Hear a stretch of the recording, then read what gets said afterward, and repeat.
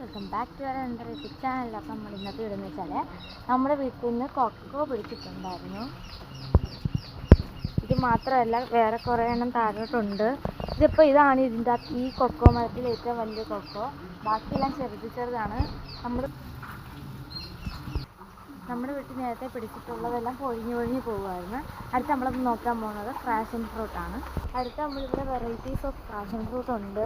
ഇതിൻ്റെ അകത്ത് നല്ല പുളിയാണ്. ഇതിനെ പഴുത്തിട്ടില്ല, നമുക്ക് കിട്ടിയിട്ടുമില്ല. അത് കുറേ നാളെ ഇവിടെ പിടിച്ചിട്ട്. അടുത്ത് നമ്മുടെ മത്തങ്ങയിൽ പൂവ് മാത്രമേ പിടിച്ചിട്ടുള്ളൂ. ഇതാണ് പിച്ചിപ്പൂവാണ്.